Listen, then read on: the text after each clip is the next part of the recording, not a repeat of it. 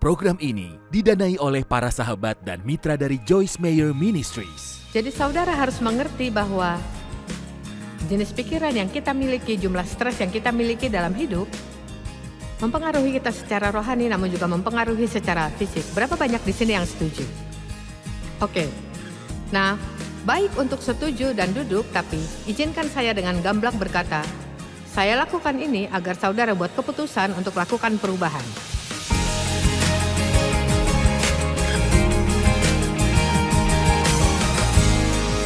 Jadi, jika saudara ingin melepaskan stres dalam hidupmu, kurangilah kecepatan. Jika sedang menulis catatan, tulis kurangi kecepatan. Dan mungkin saudara perlu buat 4 atau 5, 6, 10, 20 tanda dan tempatkan di sekitar rumahmu. Kurangi kecepatan, kurangi kecepatan, kurangi kecepatan. Amin. Keluargaku menggodaku, meskipun sungguh ini tidak lucu, ini hanya bagian menunjukkan siapa diriku. Saya selalu siap untuk hal berikutnya saat satu hal sedang terjadi. Dan saat saya hampir sampai ke rumah dari manapun kami pergi sebelumnya, saya sudah keluarkan kunci rumah. Saya siap membuka pintu begitu tiba di sana. Dan putriku membawaku kemana-mana dan katanya, "Ma, maukah kau menunggu sampai ku parkirkan mobil sebelum kau buka pintu dan mencoba segera keluar?" Dan saya tak tahu mengapa saya melakukannya, tapi saya sudah memegang pegangan pintu. Maksudku, ku beritahu sesuatu, saya mungkin buruk di hal lain, tapi saya siap.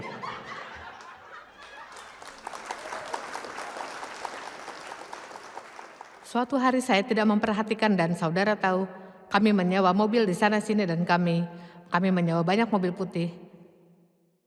Dan mobil yang mereka sediakan bagiku di rumah adalah mobil putih, dan jadi suatu hari saya keluar dari restoran di St. Louis dan ada mobil putih di sana dan saya masuk ke dalamnya.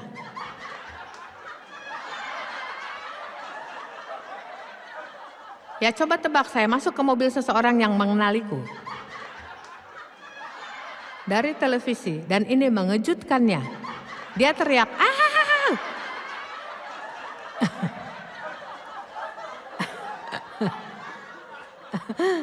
Jadi saudara tahu, saya lakukan ini itu. Dan kuharap bisa memiliki karakter Dave, tapi saya tidak. Saya tidak. Dan terima kasih. Lihat, Allah membuatku lebih seperti saudara sekalian, jadi saudara paham. Saudara tahu?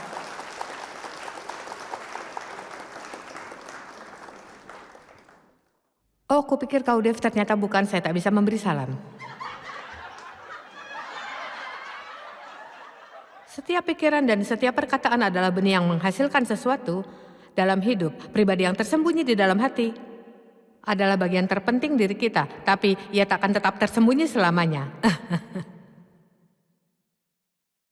Lukas 12 ayat 2 berkata, tidak ada sesuatu pun yang tertutup yang tidak akan dibuka dan tidak ada sesuatu pun yang tersembunyi yang tidak akan diketahui. Oke, nah, saya punya buku yang saya miliki pada dasarnya sejak saya dipenuhi Roh Kudus tahun 1976 berjudul Come Away My Beloved. Entahlah jika saudara punya buku itu atau tidak, tapi saya ingin bacakan beberapa pernyataan darinya. Buku ini semacam buku renungan. Bagaimana bisa kuberikan pemulihan bagi tubuhmu jika ada kecemasan di pikiranmu?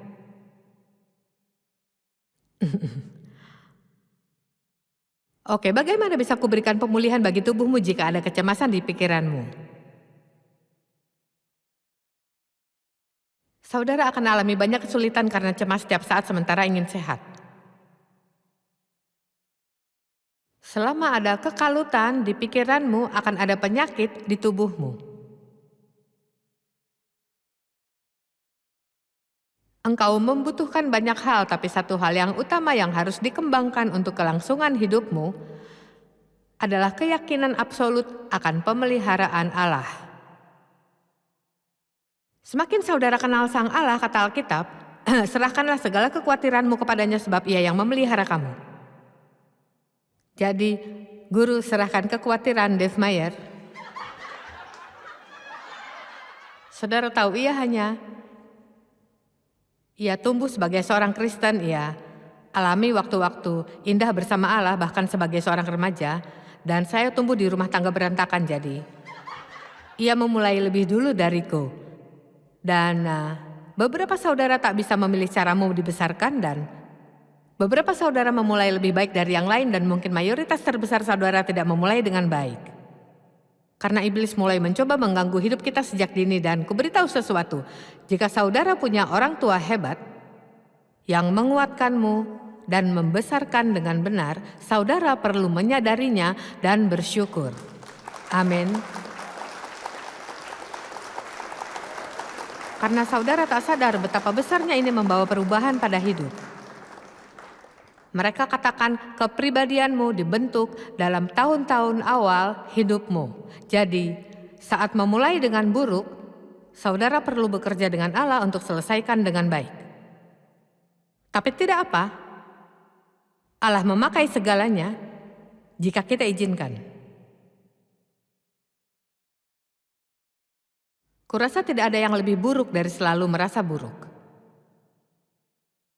Allah ingin kita merasa baik agar kita bisa bersemangat, penuh energi, dan menikmati hidup dan lakukan banyak hal. Dan saat saudara stres, saudara menjadi gelisah dan sulit untuk bergaul, dan selalu sakit kepala dan sakit perut, dan semua hal lain. Dan kita pergi ke dokter dan menerima obat, saudara terus meminum obat sampai semua obat itu berkelahi di perut. Ayo. Saya pernah alami itu. Marilah kepadaku semua yang letih lesu dan berbeban berat, aku akan memberi kelegaan kepadamu. Hanya saat pikiranmu beristirahat, maka tubuhmu akan sehat.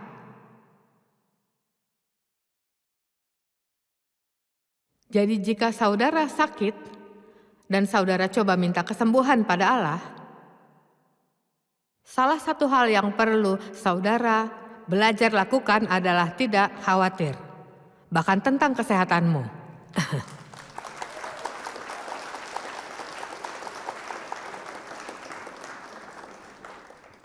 Khawatir adalah kekuatan merusak yang aktif. Kecemasan menghasilkan tekanan dan tekanan adalah jalan menuju penyakit. Wah, kita bisa mendengarkan ini sepanjang hari, bukan? Rasa takut merusak kesehatan fisik tubuh kita. Dan saya tumbuh dalam ketakutan. Hidupku digerogoti ketakutan. Kemarahan menyebabkan racun di sistem tubuh yang tak bisa disembuhkan antibiotik. Pikirkan itu. Dan saya seorang pemarah, saya marah tentang yang terjadi padaku, tapi saya tidak tahu mengapa saya marah, jadi segalanya membuatku marah. Ini mempengaruhi kesehatanmu. Saudara baik-baik di sana? Oke.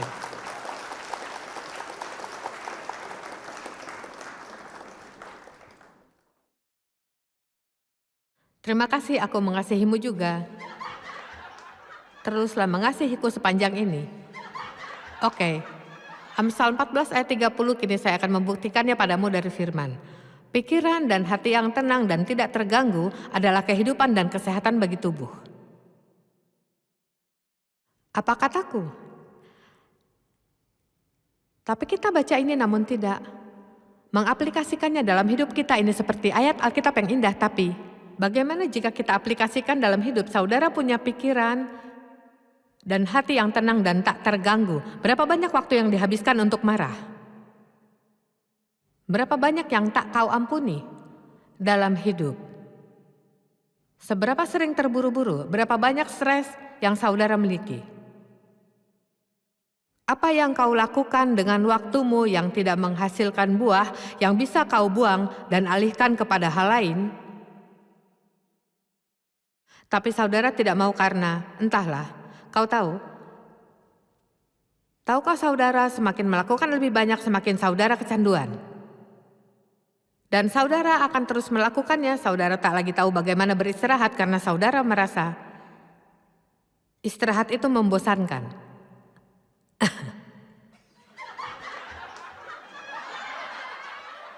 Pikiran dan hati yang tenang dan tidak terganggu adalah kehidupan dan kesehatan tubuh, tetapi iri, dengki, dan murka yang adalah kemarahan layaknya kebusukan pada tulang. Wow. Nah, apa saja emosi negatif yang bisa mempengaruhi hidupmu? Saya punya daftar yang bagus di sini. Kemarahan, iri hati, dengki, mengasihani diri, tak mengampuni, kebencian, sakit hati, takut, kepahitan, kekecewaan, putus asa, hilang harap, tidak puas, mengeluh, menghakimi, mengkritik. Ini baru permulaan. Energimu adalah anugerah dari Tuhan yang dipercayakan kepadamu untuk dipakai bagi kemuliaannya. Adalah dosa untuk mengambil anugerahnya dan menghilangkannya lewat pintu jebakan emosi jahat dan watak yang buruk. Jangan jadi orang yang sulit bergaul. Lebih baik tidak selalu mendapat yang saudara ingin namun tetap bahagia. Ayo. Saudara lebih baik tidak mendapat sesuai keinginan namun tetap ramah dan bahagia daripada bertengkar dan berdebat dengan seseorang untuk penuhi keinginanmu. Saya juga bicara pada diriku. Entah bagaimana dengan saudara, tapi saya mau makan di mana saya mau. Saya mau tonton yang mau saya tonton di TV. Saya tahu tidak semua demikian, tapi tidakkah saudara suka mengontrol remote TV-mu? Ini sungguh menyenangkan. Engkau tidak bisa mengambil risiko dengan membebaskan pikiran. Apapun yang kau tabur dalam kehidupan rahasiamu, itulah yang akan kau tuai. Taburlah kasih dan kebaikan, dan Anda akan sungguh dihargai. Taburlah pemberian dan pengampunan, maka engkau akan menuai kebaikan. Taburlah kemurahan dan rasa syukur, maka engkau tak akan pernah merasa miskin. Taburlah harapan, dan Anda akan dipuaskan. Taburlah pujian, Anda akan menuai sukacita. Taburlah lebih banyak, maka akan menuai lebih banyak. Nah, Alkitab berkata hati yang gembira adalah obat yang manjur. Dan saudara mungkin mendengar kisah tentang seseorang yang sekarat dan dia kumpulkan semua film lucu, dan berapa banyak yang dengar kisah ini? Ia punya semua film lucu dan hanya menonton film-film lucu, tertawa-tertawa dan sepenuhnya sembuh. Hanya tertawa. Dan saya ingat suatu hari saya sakit kepala parah dan saya duduk semeja dengan beberapa orang dan seseorang melakukan hal yang lucu dan saya tertawa, maksudku tertawa terbahak-bahak selama 5 menit dan kusadari saat selesai kepalaku tidak sakit lagi. Jadi saya sungguh percaya semakin bahagia kita, semakin kita jadi sehat. Berapa banyak saudara yang setuju? Dan jadi bahkan suasana gereja tidak perlu terlalu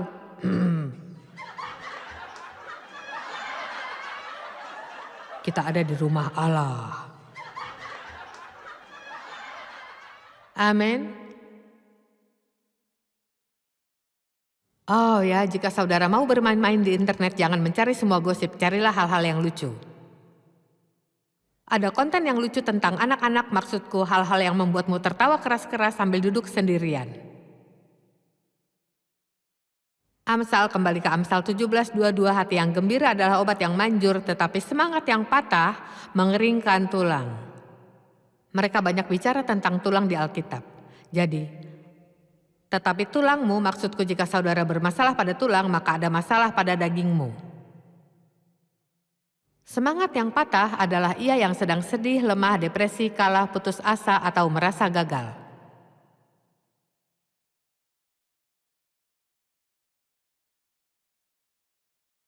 Tulang kering dapat menyebabkan radang sendi dan banyak penyakit lainnya. Mazmur 109 ayat 16-18. Oleh karena ia orang jahat tidak ingat menunjukkan kasih, tetapi mengejar orang sengsara dan miskin dan orang yang hancur hati, sampai mereka mati. Jadi dia bukan orang yang baik. Ia cinta kepada kutuk, biarlah itu datang kepadanya. Ia tidak suka kepada berkat, biarlah itu menjauh daripadanya. Ia memakai kutuk sebagai bajunya, biarlah itu merembes seperti air ke dalam dirinya dan seperti minyak ke dalam tulang-tulangnya.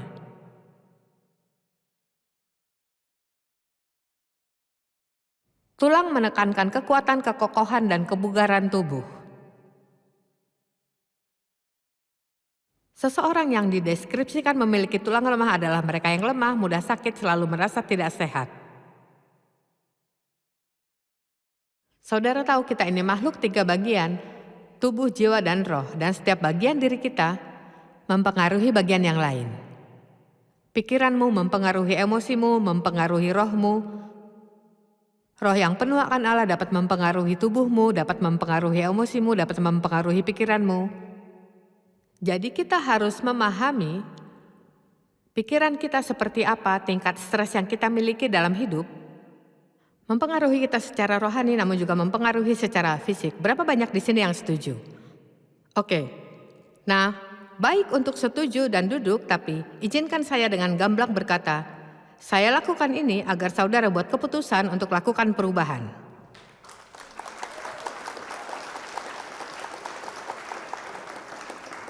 Jika saudara tak lakukan perubahan, tak akan ada yang berubah. Saudara bisa dengarkan pesan, bisa garis bawahi Alkitabmu, bisa beli CD, saudara bisa apapun. Tapi perubahanlah satu-satunya cara. Dan saya ingin beritahu, saya percaya, saya tak tahu yang terjadi pada saudara sekalian, tapi beberapa saudara mungkin punya penyakit parah, menerima laporan buruk dari dokter, jadi saya akan membuat pernyataan jika ini tidak cocok, jangan gunakan. Saya percaya sebagian besar kita bisa membuat perubahan positif dalam hidup yang akan menolong kita merasa lebih baik secara fisik lebih dari sebelumnya. Amin. Dan merasa baik sungguh penting bagi kehidupan rohanimu. Jika tak merasa baik, saudara tak mau berdoa. Jika tak merasa baik, saudara tak mau lakukan apapun. Jika tak merasa baik, saudara murung. Ayo. Jadi, semakin sulit untuk berbuat dan menjadi orang Kristen dewasa jika tidak merasa baik. Dan rasanya kita belum cukup diajari hal ini di dalam gereja. Terkadang kita tak mengajarkan pelajaran hidup yang praktis. Kupikir kita perlu punya doktrin bagus, kupikir ini penting, saudara perlu tahu yang saudara percayai dan mengapa percaya. Tapi saudara tak perlu tahu ini setiap minggu. Saudara perlu tahu bagaimana caranya hidup. Saudara perlu tahu bagaimana menjalani hidup. Dengarkan saya, saudara perlu tahu jalani hidup yang membuat orang lain menginginkan hidupmu.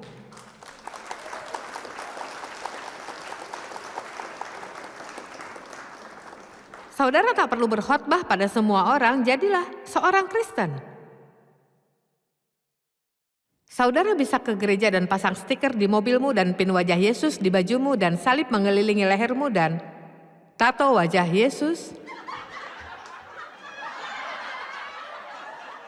Saudara bisa punya semua itu, tapi tahukah ada kisah di Alkitab yang sungguh saya suka. Yesus dikatakan ia sedang lapar. Dan ia melihat pohon ara dari jauh, dan pohon itu berdaun. Dan ia mendatanginya untuk memetik buahnya, tapi tidak ada buah. Jadi ia mengutuk pohon ara itu. Dan saya dulu mengasihani pohon ara itu, kupikir, ini bukan salahnya bahwa ia tidak punya buah. Tapi ada catatan kaki di terjemahan Amplified, di bagian bawah dan dikatakan pohon ara saat sudah berdaun seharusnya berbuah.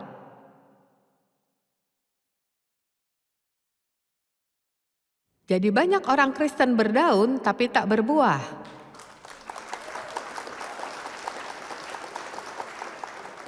Mereka pasang stiker mobil, mereka ke gereja, Mereka bahkan bawa Alkitab mereka ke kantor untuk membuat diri terlihat rohani. Dan mereka memisahkan diri dari orang lain saat makan dan baca Alkitab. Ini hanya membuat orang lebih membenci pemikiran untuk layani Allah karena mereka pikir saudara tak bisa bersenang-senang, tak bisa tertawa, bahkan tak bisa tersenyum. Kita perlu bertindak normal dan bukan seperti pendosa yang normal, tapi kita perlu untuk kita ini manusia. Dan semakin bahagia dirimu, semakin banyak orang inginkan hidupmu. Amin. Semakin ramah dirimu, semakin banyak orang inginkan yang saudara miliki. Semakin banyak berbuat bagi orang lain, semakin banyak perhatian dan orang-orang akan bertanya. Lalu saat saudara berbuat baik kepada musuhmu, wah kini kita masuk ke ranah yang berat. Bayangkan jika seseorang di kantormu memperlakukanmu dengan sangat buruk. Dan saudara adalah orang Kristen penuh kasih yang ingin melayani Allah dengan segenap hati, berapapun harganya. Dan saudara dengar mobil mereka mogok, dan sesungguhnya ini masalah mesin dan butuh 6 minggu memperbaikinya. Dan mereka harus naik bus ke kantor. Dan turun naik 3 kali, dan saudara menawarkan orang ini yang kurang ramah padamu. Kau tahu saya akan senang mampir dan menjemputmu dan mengantarmu pulang setelah kerja meskipun lokasinya jauh dari rumahmu. Wah, saudara akan merusak hari sang iblis. Kuberitahu sesuatu, Roma 12 ayat 21 adalah salah satu ayat paling penting di Alkitab. Dengarkan ini sungguh sederhana. Kita melawan kejahatan dengan kebaikan.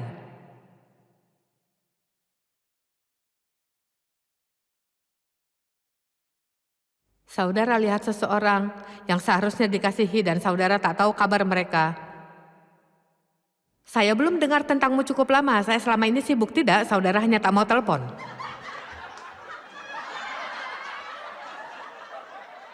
Satu-satunya cara saudara dimerdekakan adalah dengan jujur.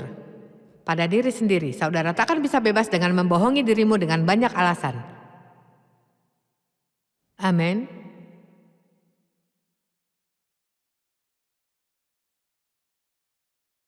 Buatlah sedikit pergerakan.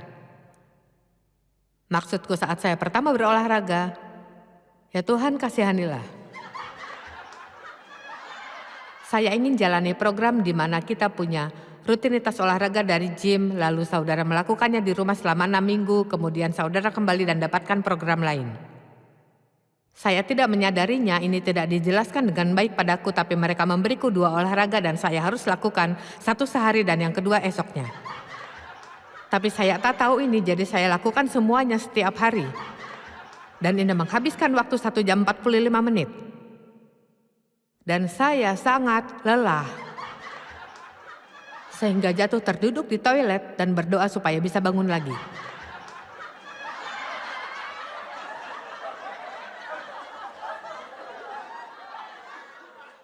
Tapi puji Tuhan saya sudah olahraga selama sekitar 17 tahun. Tapi suamiku, Dave, telah berolahraga selama 60 tahun. Beberapa saudara akan berkata, kuharap bisa terlihat seperti Dave. Ya, ia tidak mendapatkannya karena berharap.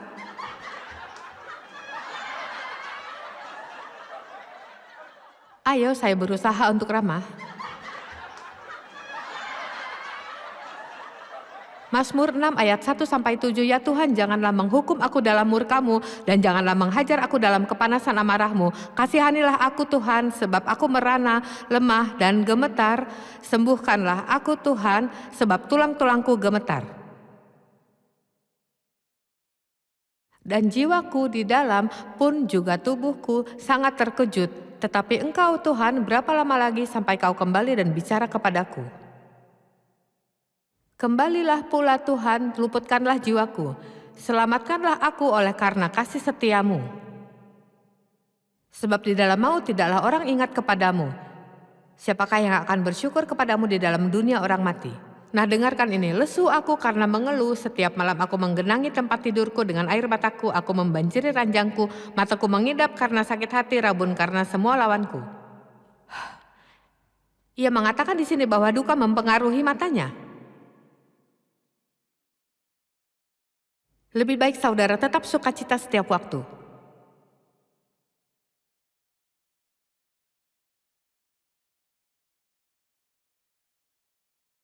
Mazmur 32 ayat 3, selama aku berdiam diri, tulang-tulangku menjadi lesu karena aku mengeluh sepanjang hari. Salah satu hal terbaik di dunia bagimu adalah datang jujur pada Allah. Jangan sembunyikan dosa di hidupmu yang menjauhkan saudara darinya. Keluarkan saja, keluarkan saja. Pengakuanmu membuatmu lega. Dan itu tidak lagi menggerogoti dirimu. Kupikir kita sedikit melewatkan ayat di Yakobus, karena itu hendaklah kamu saling mengaku dosamu dan saling mendoakan supaya kamu sembuh.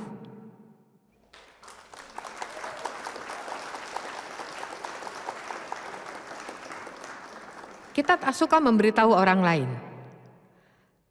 Saya senang jika kau mendoakanku. Aku bermasalah dengan temperamenku. Kita tak mau orang lain tahu. Hendaklah kamu saling mengaku dosa dan mendoakan supaya kamu sembuh. Dan disembuhkan. Lihat, jangan coba untuk sembunyikan banyak hal dalammu. Rahasia kitalah yang membuat kita sakit.